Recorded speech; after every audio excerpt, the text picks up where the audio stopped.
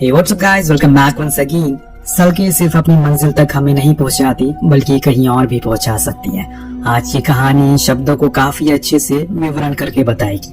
तो शुरुआत होती है परिवार को दिखाते हुए जो कि लॉस एंजलिस जा रहा है अपनी वेकेशन मनाने के लिए, लेकिन बीच में इनकी कार में कुछ गड़बड़ी आ जाती है। ये लोग उसे किनारे खड़ा करके चेक करने लगते हैं। इतने में इनका डॉग पीछे झाड़ियों में भाग जाता है तो बनी उसे ढूंढने चला गया, लेकिन कुछ ही देर बाद अलीना ने देखा कि उसका कुत्ता खून से लथपथ लंगड़ाते हुए बाहर आ रहा है। तो वो उसके पास गई, तभी उसके पीछे बनी आकर खड़ा हो गया, जिसकी दुर्दशा देखकर उसकी तो रूह कांप जाती है। दरअसल बनी का आधा फेस गायब था। ऐसा लग रहा है कि मानो किसी ने उसके आधे चेहरे को छीन लिया हो। इतने में सीन कट हो गया। हम देखते हैं कि रेड नाम के लड़के जो कि नशे के पाउडर को कैप्सूल में भर के सप्लाई कर रहे हैं, उसे ही लेने के लिए ट्रिप नाम का लड़का आज उसके पास आया है, पर उसे यकीन नहीं है कि ये असली है या फिर नकली है। तो रेड उसके मुंह पर एक जोर का घूंसा मारता है और कहता है कि एक बार लेकर देखो, खुद पता चल जाएगा। रेड अब को सामान लेने के लिए अपने रूम से बाहर चला गया। इसी का फायदा उठाकर ट्रिप उसके सारे कीमती सामानों को चुरा लेता है और फरार हो जाता है। बाहर उसके बाकी दोस्त इंतजार कर रहे थे, जिनके साथ आज वो एरिया 51 में जाने वाला था। इनके साथ इनका दोस्त जैक भी होता है जो कि देख नहीं सकता, यानी कि अंधा है वो। अब ये सभी मजे करते हैं, टेक्सास के रास्ते से आगे बढ़ रहे होते हैं, खूब बातें भी कर रहे होते हैं। ये हम जैक की स्थिति के बारे में भी जान पाते हैं, कैसे एक हादसे के कारण उसकी आंख की रोशनी चली गई। उसके दोस्तों ने उसे अकेला नहीं छोड़ा बल्कि उसे हमेशा अपने साथ रखा, जैसे पहले रहा करते थे। बीच में ये लोग एक कैफे में रुकते हैं कुछ खाने पीने के लिए। इस दौरान ट्रिप के पास रेड का कॉल आता है, जो उसे धमकाते हुए कहता है कि मेरे कैमरा में रिकॉर्ड हो गया, जो हरकत तुमने की है, इसीलिए बेहतर है कि जो कुछ भी तुम यहाँ से ले गए हो वो जितनी जल्दी हो सके मुझे वापस कर दो, वरना तुम अगले दिन सूरज नहीं देख पाओगे। उसकी ये बातें ट्रिप का गला सुखा देती है, पर उसने किसी को इस बारे में कुछ बताया नहीं, क्योंकि उनमें से किसी को पता ही नहीं है उसके पास कैप्सूल है। बाकियों से उसने झूठ कहा कि रॉन्ग नंबर है। चाय नाश्ता करने के बाद ये फिर से अपने सफर पर निकल पड़ते हैं। जिस रास्ते पर ये चल रहे हैं वो एकदम सीधा है और बाहर काफी गर्मी है, इसीलिए यहाँ पर काफी कम आना जाना होता है। पर इन्हें रोड ट्रिप करनी है, इसीलिए साथ में ऐसे 20 ट्रिप में उन लोगों को कैप्सूल के बारे में बता देता है, और ऐसे ही 20 ट्रिप में वो उन लोगों को कैप्सूल के बारे में बता देता है। जो सुनकर गैकर जो कि कार चला रही थी, वो उसे कार से फौरन उतरने को कहती है, क्योंकि उसे ऐसे नशे करने वाले लोग बिल्कुल पसंद नहीं है, और जो हरकत वो करके आया उसे तो वो उसके साथ कभी नहीं जाएगी। रेड भी बहुत खतरनाक किस्म का शख्स था। दोनों में काफी देर बहस होती है। अब गैकर ने उसे वहीं उतार दिया तो उसी वक्त कोकी कहती है कि तुम लोग आपस में ही अपना मैटर सुलझाओ, मैं वॉशरूम से आती हूँ। अब ट्रिप गैकर से हैरानी से पूछता है, क्या तुम मुझे इस सुनसान जगह पर ऐसे ही छोड़ दोगी? आखिर यहाँ से मैं कैसे जाऊंगा? तो उसने कहा कि ठीक है, आगे जो कोई भी मोटल आएगा मैं तुम्हें वहाँ पर ड्रॉप कर दूंगी, बाकी का रास्ता तुम खुद देख लेना। इतने में कोकी भी वापस आ गई और ये सभी चल पड़े। इस बीच हम भूकंप के झटकों को भी महसूस कर पाते हैं, लेकिन इनमें से किसी को पता नहीं चलता कि ऐसा कुछ हुआ है। खैर अब ये सभी वहाँ से चली गई। आगे जाने पर इनके पेट्रोल पंप भी मिल जाता है, जहाँ एक होटल भी था। तो गैकर ट्रिप को वहीं ड्रॉप कर देती है और कहती है कि यहाँ से वो खुद आगे जा सकता है, लेकिन अब वो खुद ही आगे नहीं जा पाती, क्योंकि वो उनकी कार बंद हो चुकी है। काफी बार कोशिश करने के बावजूद भी अब वो कुछ नहीं कर पा रहे थे, और इसीलिए ट्रिप ने उनकी मदद की और आखिर में कार को ठीक कर दिया। लेकिन तभी एक और बड़ी मुसीबत इनके सामने आ गई, जो थी पेट्रोल की, और वो भी इनकी कार में खत्म हो चुका है। आप सोच रहे होंगे कि अभी ये पेट्रोल पंप पर ही खड़े हैं तो वहीं से फिलअप क्यों नहीं कर लेते, लेकिन दोस्तों यहाँ पेट्रोल पंप पर सब कुछ है, बस पेट्रोल के अलावा, और इस सुनसान जगह पर ऐसे किसी का आना काफी रेयर माना जाता है। इसीलिए अब इन सभी को ट्रिप के साथ यही रुकना होगा। इसीलिए कहते हैं वक्त बड़ा ही बलवान होता है, कभी कुछ भी करवा देता है। हम ये सभी जैक को ढूंढना शुरू करते हैं, जो कि पहले ही अंदर आ चुका था उस मोटल में, जहाँ का मंजर देखकर ऐसा लग रहा है मानो एक ही झटके में सब गायब हो गए, क्योंकि उस जगह पर रखी चीजें काफी फ्रेश थी, लेकिन लोग नहीं थे उसे खाने वाले। अब ये सभी धीरे धीरे करके उस जगह को एक्सप्लोर करना शुरू करते हैं, क्योंकि इन्हें पेट्रोल कैन चाहिए था ताकि ये यहाँ से बाहर निकल सके। बाहर ट्रिपर भी सिग्नल ढूंढने में लगा पड़ा था, किसी भी तरह करके किसी से कनेक्शन हो जाए। तो वहीं एक तरफ जॉन जो कि मोटल रूम में जाकर सो गया, तभी उसके पास कोई आई जो उसे बड़े ही मजाकिया ढंग से पूछती है, लगता है कि तुम्हें यह मोटल कुछ ज्यादा ही पसंद आ गया।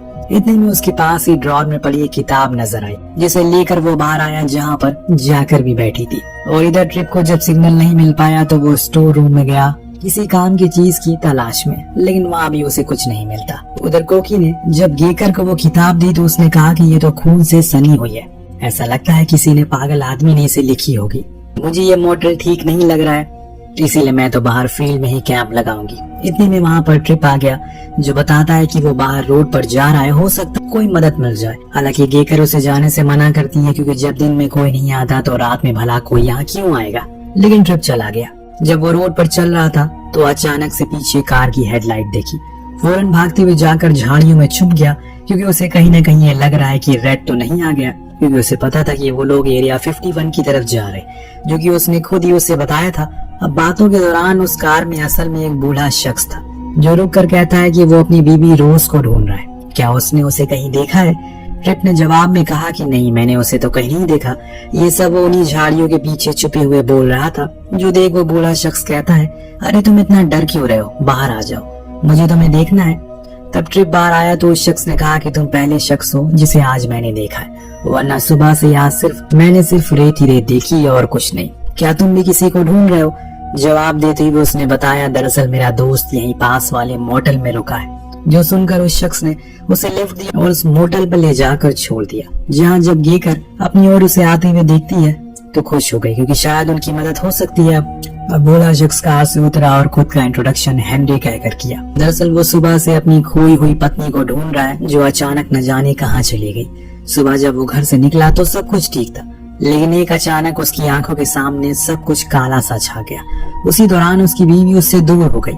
इतना बताते हुए उसकी छाती में दर्द होने लगता है तो वो कैंपर में आराम करने लग गया। जैसे ही वो अंदर गया उसे कुछ अजीब सी स्मेल आई, जैसे कि पल भर में उसका दम घुट गया, वो वहीं मर गया। काफी अजीब सा सीन था, किसी को कुछ समझने का टाइम ही नहीं मिला। बाहर ट्रिप कैंपर से ऑयल निकाल रहा था कि तभी उसके पास किसी की कॉल आई। फोन उठाने पर वो फोन कट गया क्योंकि वहाँ नेटवर्क नहीं था। वो उसी मोटल की छत पर चढ़ गया ताकि जिसका भी कॉल आया था उसे बात कर सके। इस दौरान हम उसके पीछे एक काले साये को देखते हैं जो किसी नरक के शैतान जैसा लग रहा था। उधर कोकी बाथरूम जाने के लिए बाहर आती है, उसे भी वहाँ पर वही बदबू का सामना करना पड़ता है, लेकिन वॉशरूम उसे लगी थी तो उसे अंदर जाना ही पड़ा। जैसे ही वो टॉयलेट सीट पर बैठी किसी ने अचानक से उसे अंदर खींच लिया और एक ग्राइंडर से उसके पूरे शरीर का कीमा बना दिया। इधर जब देर हो जाने के बाद भी कोकी वापस रूम में नहीं आई तो जॉन उसे देखने के लिए बाहर गया तो टॉयलेट में तो कोई था नहीं। वो इधर उधर देखना शुरू करता है। इस बीच हम ट्रिप को देखते हैं जो कि नीचे गया था, लेकिन उसका सामना हुआ तो वो एकदम हैरान कर देने वाली थी। जब वो होटल के बैक साइड की तरफ था तो उसे डस्टबिन से कुछ आवाजें आ रही थी। उसने उसे खोला तो देखा कि उसके अंदर एक शख्स है। जी हाँ, पर उसके शरीर का आधा हिस्सा गायब था, यानी कि उसके आधे हिस्से को काट दिया गया है। फिर भी वो घसीटते हुए दूसरी तरफ बढ़ गया। ये चीज स्ट्रिप को झकझोर कर रख देती है। ये कैसे मुमकिन हो सकता है? अभी तो इन सब चीजों की शुरुआत हुई है दोस्तों, बस देखते जाइए आगे क्या क्या होता है। तो अब जॉन को जब कोकी नहीं मिली तो वो वापस रूम में आ गया। उसका इंतजार करने लग गया, हो सकता है कि वो कहीं और चली गई हो, लेकिन तभी उसे ऐसा लगा कि कोई उसे खींच रहा है, वो भी उसी बिस्तर के नीचे से। इसीलिए वो फौरन बेड के ऊपर चढ़ गया और इस दौरान उसे भी वही स्मेल आई, जिससे कि उसका दम घुटने लग गया। उसे अपना जूता नीचे जमीन पर फेंका चेक करने के लिए क्या कोई वहाँ जानवर है, लेकिन तभी एक ग्राइंडर बेड के नीचे से निकला और उसके जूते को फाड़ कर रख दिया। ये मंजर देखकर उसके रोंगटे खड़े हो गए कि आखिर ये कौन है। जॉन ने एक आइडिया सोचा जिससे वो बाहर निकल सकता है, क्योंकि अगर वो यहाँ पर ज्यादा देर रुका तो मरना तय है इस बदबू से। इसीलिए उन्हें खुद को एक कंबल में ढका, खिड़की के कांच तोड़कर बाहर कूद गया। इससे वो बच तो गया, पर अफसोस की कांच उसके गर्दन में घुस गया और इससे उसकी भी कहानी खत्म हो गई। अब इस कांच के टूटने की इतनी तेज आवाज से गैकर और जैक दोनों ही जाग जाते हैं। जब वो बाहर आए तो उन्होंने जॉन की लाश को देखा। गैकर ने फौरन सभी को आवाज लगाई, लेकिन किसी ने उसकी किसी बात का कोई जवाब नहीं दिया। वो जैक को लेकर कैंपर में गई तो देखा कि वहाँ पर हेनरी की तो मौत हो चुकी है। उसे कुछ गड़बड़ लगा, इसीलिए उसने जैक से कहा कि तुम यहीं पर रुको, रेडियो पर किसी से मदद मांगो, मैं बाकियों का देख कर आती हूँ। इतना कहकर वो मोटल के अंदर चली गई, जहाँ उसने उसी खूनी किताब को उठाया और पढ़ना शुरू किया। तभी उसे पीछे से कोई आवाज लगाता है, जो सुन वो उसी की तरफ चल पड़ी। उसे एक कमरा मिला जो उसी मोटल में था। वो कमरा और उससे बेहद अलग था, क्योंकि चारों तरफ सिर्फ खून के धब्बे थे और कुछ न कुछ चीजें लिखी हुई थी दीवारों पर, जैसे कि कुछ शब्द थे, जीवन के बाद मौत है, शुरुआत के बाद अंत है, उजाले के बाद अंधेरा है, वैसे ही मरे हुए इंसान के बाद तुम हो। तो तैयार रहना, क्योंकि वो आ रहा है। ये चीज पढ़ने के बाद गैकर को कुछ समझ नहीं आता कि असल में ये क्या है। जहाँ तक हमें पता चल रहा है, कमरे के हाल को देखकर हो सकता है कि यहाँ पर किसी को सालों पहले कैद करके रखा गया हो। जिसने अपना पूरा जीवन काल ये सब लिखा हुआ, क्योंकि वहाँ पर कुछ डिटेलिंग भी लिखी थी और ये साफ दर्शा रही है कि कोई यहाँ पर बंद था, वो भी सालों तक। वहीं दूसरी तरफ जैक बाहर आता है और खुद को एक रस्सी से बांधकर आगे बढ़ता है मदद के लिए। लेकिन जब वो कुछ दूर और पहुंचता है तो उसे एहसास होता है किसी ने उसकी रस्सी को ही काट दिया। क्या अब अगला नंबर उसका है? इस तरफ गेकर जब कैंपर में वापस आई तो उसे जैक नहीं मिला, लेकिन हाँ उसकी बांधी गई रस्सी को वो देखकर समझ गई कि वो किस तरफ गया है। वो भी उसके पीछे पीछे जाने लगती है तो हमने देखा कि जैक असल में वहीं पर डरा सहमा खड़ा है, जिसके पीछे एक काला साया है जो शायद अब उसे मारने वाला है। परंतु तभी ट्रिप आकर उस पर शूट कर देती है, जिससे वो भाग गया। यह हम साफ देख पाते हैं कि ट्रिप ने अपने हाथ खो दिए। इतने में जाकर वहां पहुंच गई जिसने ट्रिप और जैक की हालत को देखा और समझ लिया कि जरूर कुछ है जो उन्हें जीने से रोक रहा है। ये गैस स्टेशन वैसा नहीं है जैसा दिन में होता है, बल्कि ये रात में कुछ और ही बन जाता है। हमें जितनी जल्दी हो सके यहाँ से निकलना होगा इस जगह से, वरना हमें कोई जिंदा नहीं बचेगा। ट्रिप उन्हें लेकर स्टोर रूम में जाता है जहाँ पर कुछ हथियार रखे थे, जिन्हें उठाकर वो इन लोगों को दे देता है और कहता है कि जितनी जल्दी हो सके यहाँ से निकलो। ग्याकर ने पूछा क्या वो उनके साथ नहीं आएगा। अब इस चीज का जवाब वो दे पाता उससे पहले वहाँ पर वो साया आ गया, जिसने ट्रिप को पकड़ लिया और बड़ी बेरहमी से उसे मार डाला। ग्याकर ने फौरन कैंपर से निकाले ऑयल को अपनी कार में डाल दिया, फिर उसे लेकर फरार होने लगी।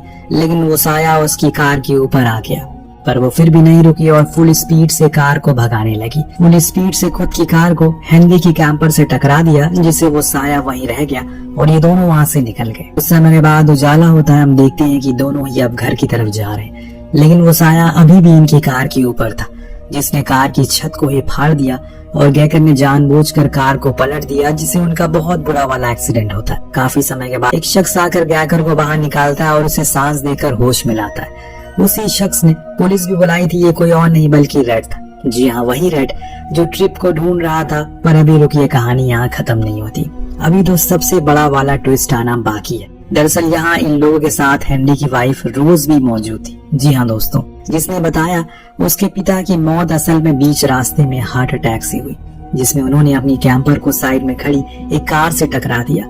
वो कोई और नहीं बल्कि इन्हीं 5 दोस्तों की थी। उसी समय उनके साइड में एक और काली रंग की कार गुजरी थी जो आगे जाकर रुक गई, जिसके अंदर था रेड, जिसने अपनी आंखों से इस हादसे को देखा था। उस हादसे में सब के सब मारे गए, सिर्फ 2 शख्स जिंदा थे, जो था जैक और गेकर। बाकी का जो कुछ भी आपने देखा वो असल में उन मरे हुए लोगों की आत्माएं थी, जिन्हें वो साया मुक्ति दिला रहा था, उन्हें पूरी तरह से मारकर। ये दोनों उस हादसे में नहीं मरे, इसीलिए अभी के समय में ये जिंदा है। तो कुछ इस तरह से ये दिलचस्प कहानी यहीं पर खत्म होती है। आपको कहानी कैसी लगी हमें कमेंट करके जरूर बताएगा। मिलते हैं अगले वीडियो में। Thank you so much for watching. Piece.